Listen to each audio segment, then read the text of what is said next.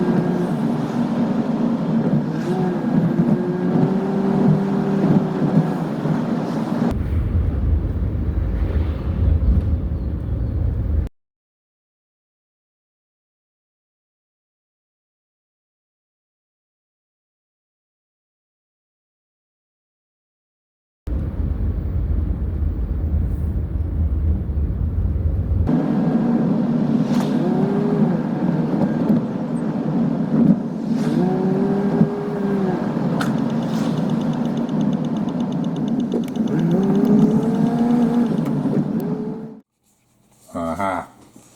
Oh, it is happening. It is happening. I was completely wrong about what time it was taking off. It's in the air. It's in the air.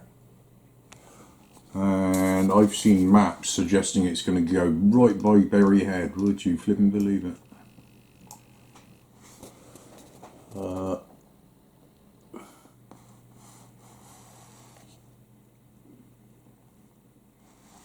That was its flyby right down the runway at Newquay.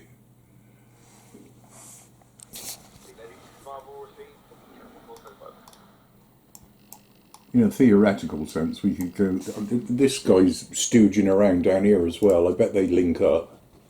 I bet they flipping do.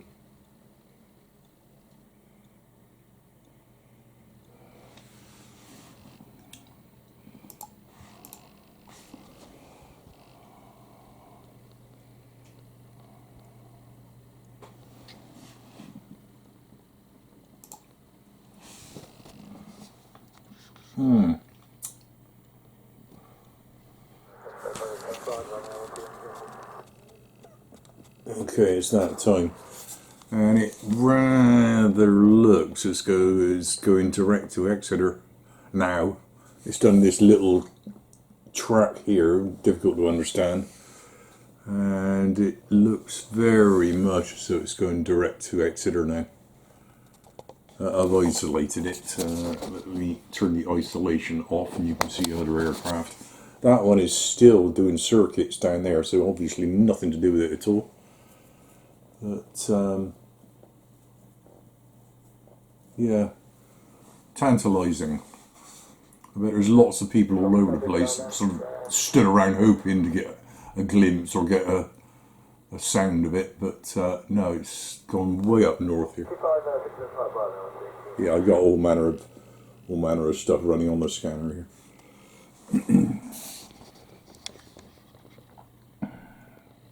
November 619 Romeo Charlie, just leveling off at flight level 90, 10 miles northwest of Bournemouth, inbound to you.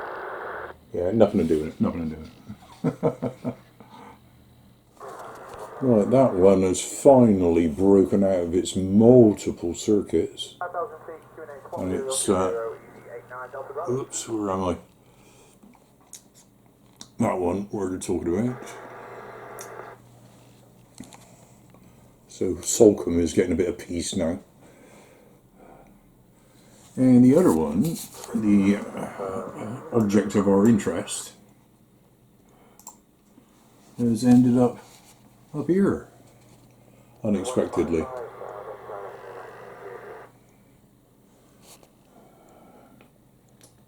They're going all over the place.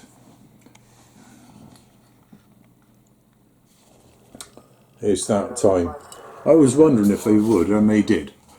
Oh, where's the flipping mouse? Let me zoom in there. Glastonbury. That's got to be the tour, isn't it? Somewhere there. Where is the tour? Well, they just did a little pirouette around Glastonbury. They're having a grand tour here. They're all over the place. All over the place. It is my understanding that, it's a two-seater, of course. It is my understanding that they auctioned off on all of these different legs of this flight over the several days that they're doing it. They've auctioned off the passenger seat, as it were. So the lucky winner gets to fly the flight. You know, gets to fly with you know, on that leg of the flights. Anyway, I'm stumbling over my words here. But all I'm thinking is, well, you lucky, well, I'll be swearing, you know, whoever's stumped up the cash, however much it was, my goodness me, they're getting their money's worth, aren't they? Look at this flight that they're doing. They are everywhere, except anywhere near here.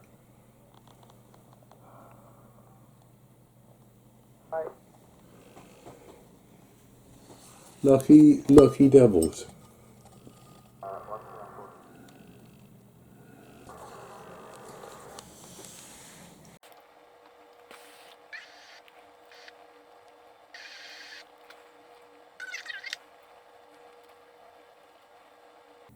They're doing a low flyby.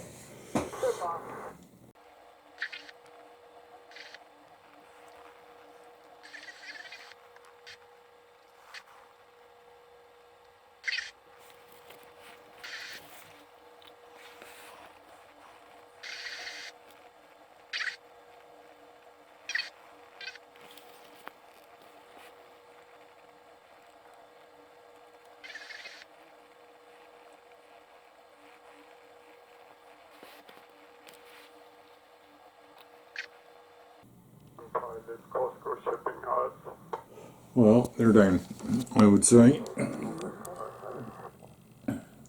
Enough with all of that. They did quite a little tour there. Nowhere near us here. So a lot of disappointed people all laying in wait along the coastline there.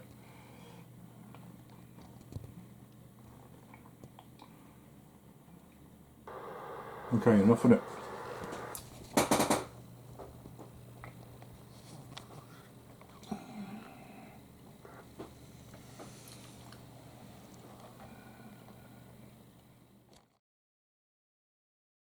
Flying across the region today, marking 90 years since the planes first took to the skies.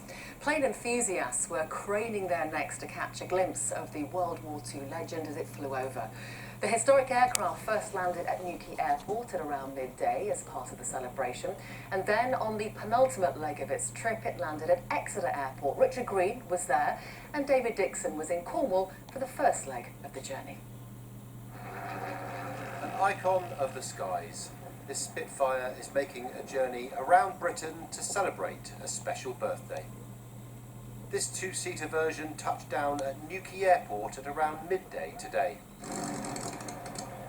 There were plenty of enthusiasts and photographers here, and the base commander at RAF St Morgan explained why this aircraft is so special. For me, it's the engine noise is incredible, and the part that it played during the Battle of Britain famously has been well documented, and it's wonderful to pay tribute to the aircraft and to those who flew in it. The passenger on this leg from St Athan in Wales is a lifelong plane enthusiast whose family won a charity auction to make his dreams come true.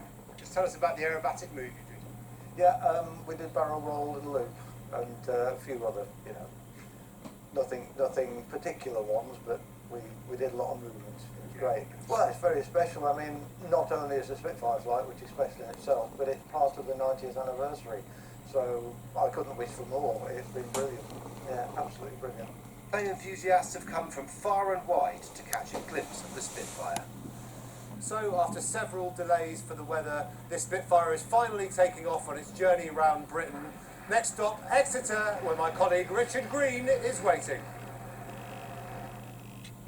Well, we heard from David all about the plane down in Cornwall, but what's it actually like to fly? Matt Jones is the pilot of the Spitfire today. So tell me, is it a good machine to fly? It's an exquisite machine to fly. I've done it a few times over the last few days, but I think if you designed and built a Spitfire and gave it to a pilot today without any of the history, they would marvel at its power and its grace and its manoeuvrability. But then you put it together, realise, we're here commemorating its 90th year and what it did for our country and what it did around the world, then you have something truly special. it's almost impossible today to separate the pure experience of flying with the honour of being involved in you know, in a part of its history. So it is a marvellous machine. I'm very proud to have any part in it. And what about the fact that you're a West Country, a Devon boy? What was it like flying over the West Country? It's fantastic. It's my backyard. I think I saw my house on the way into land, and I've done the Torquay Air Show a couple of times. It always makes me very proud bringing Spitfires here. But on this particular event, taking this aeroplane around the country to commemorate the 90th anniversary of the first flight, working with the Royal Air Force, raising money for charity. Extremely proud to be back in my home county, having come up from Cornwall, and a county I love also. And my family standing at the gate over there watching us come in. It's just an extremely proud moment. So an aircraft piloted by the few, adored by the many, being celebrated here at Exeter Airport. Richard Green, BBC Spotlight, Exeter.